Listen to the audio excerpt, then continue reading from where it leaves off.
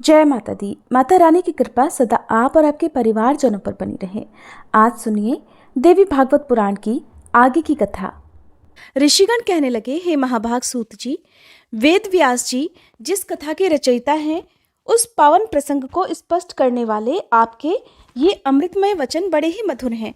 इन्हें पीकर हम अभी तृप्त ही नहीं हुए, इसलिए इस पौराणिक पवित्र कथा को हम पुनः आपसे पूछना चाहते हैं। इसे सुनने से सभी पाप नष्ट हो जाते हैं। महर्षि, सुना है वृत्तासुर नाम का एक प्रतापी असुर था। उसके पिता त्वष्टा थे। महात्मा इंद्र ने युद्ध में उसे क्यों मार डाला? त्वष्टा देव वर्ग के सदस्य थे। उन्हीं का अत्यंत शूरवीर पुत्र वृत्तासुर था। ब्राह्मण वंश में उसकी उत्पत्ति हुई थी और उसके शरीर में अथाह बल था। इंद्र के हाथ उसका वध होने का क्या कारण है? देवराज इंद्र ने छल करके जल फेन द्वारा उसका वध कर दिया।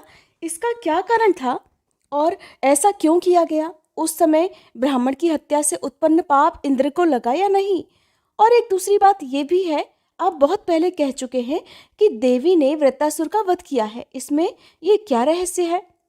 श्री सूत जी कहने लगे, हे मुनिगण, वृत्तासुर के वध से संबंध रखने वाला ये प्रसंग कहता हूँ, ध्यानपूर्वक सुनो। ब्रह्म हत्या से उत्पन्न दुख जिस प्रकार इंद्र को भोगना पड़ा था, वह विषय भी इसमें आ जाएगा। प्राचीन समय में राजा जन्मेजय ने भी सत्यवती नंदन व्यास जी से ऐसा ही प्रश्न किया था।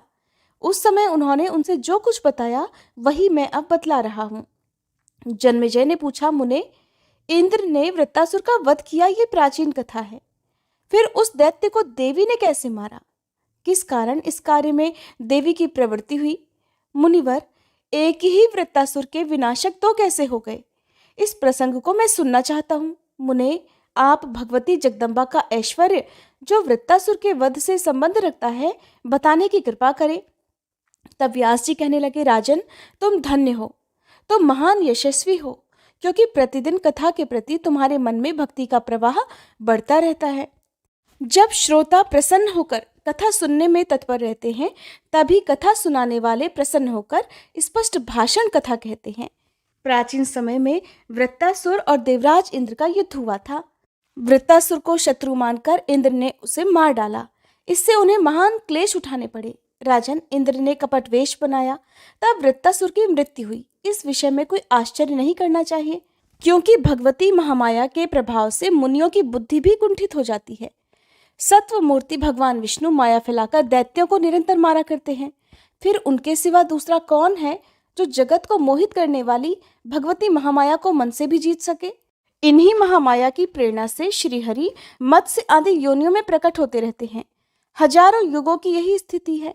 ये शरीर, धन, घर, बांधव, पुत्र और स्त्री सब मेरे हैं, इस प्रकार के मोह में पड़कर सभी प्राणी पुण्य और पापमय कर्मों में रचे बसे रहते हैं, क्योंकि अपार गुण वाली महामाया सबको मोहित किए हुए हैं। कभी कोई भी मनुष्य इस माया को मिटा नहीं सकता, और इसी माया के प्रभाव से महान देवता भी अपना उद्देश्य सिद्ध करने के लिए छल पूर्वक वृत्तासुर को मारने में तत्पर हो गए। वृत्तासुर और इंद्र में परस्पर जिस कारण विरोध हो गया था, वो प्रसंग भी अब मैं बताता हूँ। त्वष्टा प्रजापति के पद पर नियुक्त थे।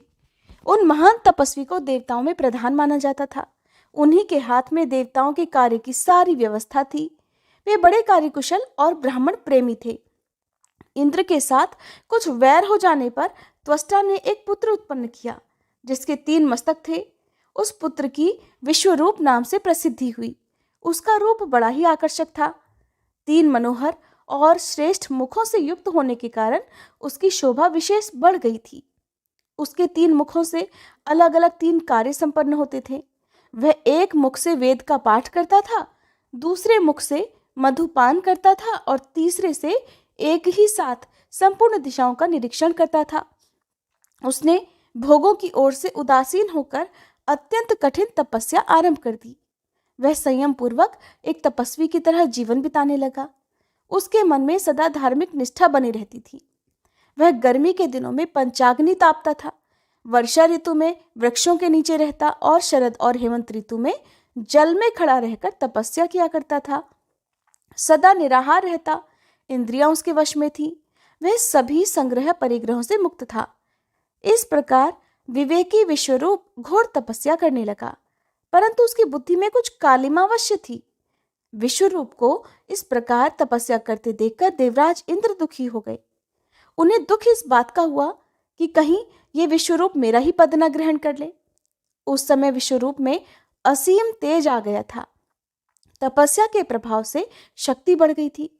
उस सत्यवादी को देखकर देवराज इंद्र अत्यंत चिंता करने लगे। सोचा, इतना आगे बढ़ा हुआ यह त्रिशर मेरा अस्तित्व ही मिटा देगा। विद्वानों का कहना है कि बढ़ते हुए पराक्रमी शत्रु की कभी उपेक्षा नहीं करनी चाहिए, इसलिए इसकी तपस्या नष्ट करने के लिए मुझे कोई उपाय करना बड़ा आवश्यक है। कामदेव तप का शत्रु है। यह निश्चय है कि इसके प्रभाव से त्रिशिरा की तपस्या नष्ट हो जाएगी। आज मुझे वही करना चाहिए जिससे ये तपस्वी भोग भोगने में आसक्त हो जाए। शत्रु की शक्ति न सहने वाले बुद्धिमान इंद्र ने मन में ऐसा विचार करने के बाद त्रिशिरा को प्रलोभन में डालने के लिए अप्सराओं को आज्ञा दे दी। उर्वशी, मेनका, रंभा, घृताची, तिलोत्तमा आदि अप्सराओं को बुलाया और कहा, अपने रूप का अभिमान रखने वाली है अप्सराओं, तुम सब मिलकर मेरा एक प्रिय कार्य करो। आज मेरे सामने एक बड़ी कठिन समस्या उपस्थित हुई है, कारण मेरा महान शत्रु कठिन तपस्या कर रहा है। तुम लोग अब इस दुर्जय शत्रु के पास जाओ और ऐसा प्रयास करो जिससे वह प्रलोभन में आ जाए। देर करना उचित नहीं है। भली भांति श्रृंगार और वेशभूषा बनाकर जाओ।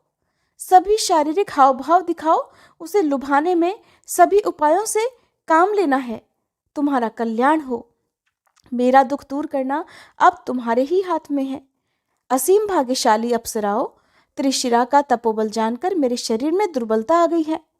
अगर उसकी तपस्या भंग नहीं हुई तो वह बलवान शत्रु बहुत शीघ्र ही मेरे आसन पर अधिकार जमा लेगा। आज इस कठिन कार्य के उपस्थित होने पर तुम सबको मिलकर मेरी सहायता करनी चाहिए। देवराज इंद्र की ऐसी बातें सुनकर अप्सराएं नतमस्तक होकर बोल उठी, देवेश, आप निर्भय रहें। त्रिशिरा को लुभाने के लिए हम पर्याप्त प्रयास करेंगी। जिस किसी भी प्रकार से उसके द्वारा भय ना पहुंचे वैसा ही हमारा प्रयास होगा। उस मुनि को लुभाने में नाचने, गाने, विहरने की सारी विधियां की जाएंगी। विभो, अपनी भाव भंगिमा और कटाक्षों से मोहित करके हम उसे अपने वश में कर लेंगी। फिर तो वह लोलुप होकर हमारे चंगुल में फंस जाएगा और इस प्रकार उसकी तपस्या भंग हो जाएगी। व्यास जी कहते हैं, इस प्रकार इंद्र से कहकर वे अप्सराएं त्रिशिरा के पास गईं। त्रिशिरा मुनि के सामने उपस्थित होकर वे अनेक प्रकार के ताल बजाकर स्वर सहित गाने लगीं। उन्होंने मनोहर नृत्य आरंभ कर दिया। उस समय उस मुनि को लुभाने के लिए उन अप्सराओं ने तरह तरह के भावों का प्रदर्शन किया, किंतु उनकी विडंबना पर त्रिशिरा मुनि की दृष्टि बिल्कुल भी उन पर नहीं पड़ी। वह तपस्या का भंडार बन गया था। उसने इंद्रियों पर विजय पा ली थी। वह गूंगे और बहरे की तरह अविचल भाव से तपस्या में लीन बैठा रहा। अत्यंत मोह में डालने वाले अनेक प्रपंच करने और नाचने गाने में तत्पर वे अप्सराएं कुछ दिनों तक त्रिशिरा मुनि के आश्रम में ही रहीं। परंतु जब वह मुनि ध्यान से विचलित नहीं हो सका तब वे लौटकर इंद्र के पास आ गईं। अब वे थक गई थी। उनके मन में निराशा छा गई थी। भय से उनका कलेजा कांप रहा था। मुख पर म्लानता छाई हुई थी। वे सभी स्त्रियां हाथ जोड़कर देवराज से कहने लगी, महाराज, हे देवेश्वर, हमने बहुत प्रयास किया, किंतु वह दुर्धर्ष तपस्वी अपने धैर्य से जरा भी विचलित नहीं हो सका। हे देवराज, अब आपको सर्वथा किसी दूसरे उपाय का अनुसरण करना चाहिए। ये तपस्वी तो जितेंद्रिय है, उसके सामने हमारा बल कुछ भी काम नहीं कर सका। वह मुनि कोई महान पुरुष है। वह तप के प्रभाव से अग्नि के समान तेजस्वी हो गया है। सौभाग्यवश उसके द्वारा शापित होने से हम सभी बच गई हैं। इसके बाद खोटी बुद्धि वाले इंद्र ने अप्सराओं को विदा कर दिया और स्वयं चिंता में पड़ गए। त्रिशिरा किस उपाय से मारा जाएगा, बस यही उनकी चिंता का विषय था। उनके मन में बहुत पहले से यह घृणित बात खटक रही थी। राजन, लोक लज्जा और पाप से होने वाले महान भय की कुछ भी परवाह न करके उसे मारने के लिए इंद्र बुरे विचारों में लीन रहे। व्यास जी कहते हैं, उस समय देवराज इंद्र लोभाविष्ट होने के कारण घृणित विचार वाले हो गए थे। ऐरावत पर सवार होकर वे त्रिशिरा मुनि के पास खुद गए। वहां जाने पर उन्हें अमित पराक्रमी वह मुनि दिखाई पड़ा। वह स्थिर आसन लगाकर बैठा हुआ था। वाणी उसके अधीन थी। वह ध्यान मग्न होकर तपस्या कर रहा था। तेज के कारण सूर्य और अग्नि के साथ उसकी तुलना हो रही थी। उसे देखकर इंद्र के मन में अत्यंत खेद उत्पन्न हो गया। सोचा, अहो, इस मुनि को मारने में मैं कैसे सफल हो सकूंगा। निश्चय ही ये तो परम धर्मात्मा है। तपोबल से इसकी कांति चमक रही है। लेकिन मेरे आसन पर अधिकार जमाने की इच्छा वाले इस शत्रु की अब उपेक्षा भी तो कैसे की जा सकती है। यो विचार करने के बाद देवगणों के अध्यक्ष इंद्र ने स्वयं अपना सर्वोत्तम वज्रास्त्र, जो सूर्य और चंद्रमा के समान प्रकाश फैला रहा था, त्रिशिरा मुनि पर चला दिया। उस समय मुनि की समाधि लगी हुई थी। अब वज्र की चोट से घायल होकर वह तपस्वी जमीन पर गिर पड़ा। उसके प्राण प्रयाण कर गए। वह घटना देखने में बड़ी ही आश्चर्यजनक थी। जान पड़ता था मानो कुलिश से कटा हुआ पर्वत का शिखर गिर पड़ा हो। उसे मारकर देवराज को बड़ा हर्ष हुआ।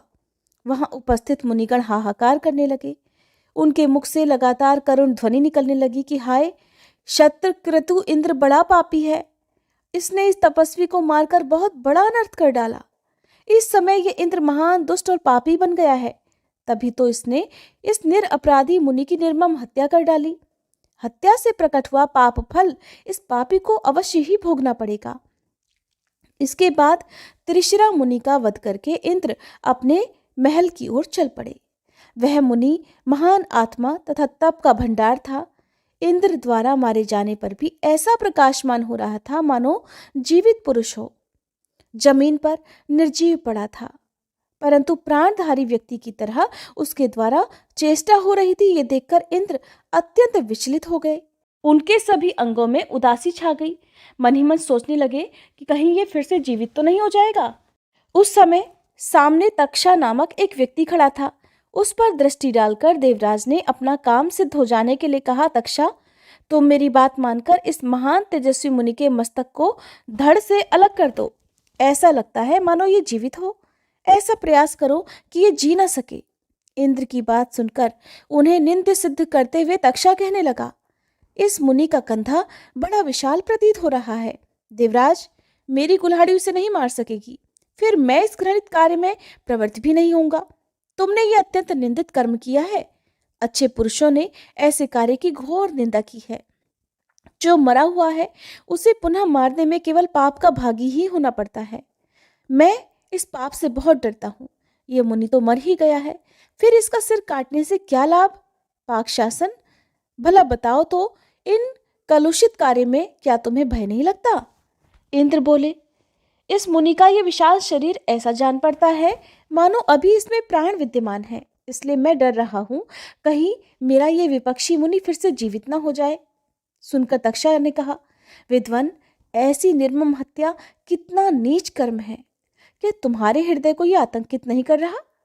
इस ऋषि कुमार के मारने से ब्रह्म हत्या हुई है। क्या तुम्हें इसका भय नहीं है। तब इंद्र कहने लगे, इस पाप को दूर करने के लिए मैं फिर से प्रायश्चित कर लूंगा। महामते, छल करके भी शत्रु को मार डालना सर्वथा उचित है।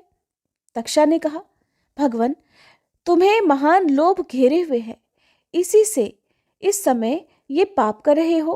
किंतु विभो, भला बताओ कि तुम्हारे सिवा मैं इस नीच कर्म में सम्मिलित क्यों हूं। तब देवराज कहने लगे, अब से सदा के लिए मैं निश्चय कर देता हूं कि समस्त यज्ञों में मैं तुम्हें भी भाग दूंगा। यज्ञ करते समय मनुष्य तुम्हें बलि चढ़ाया करेंगे।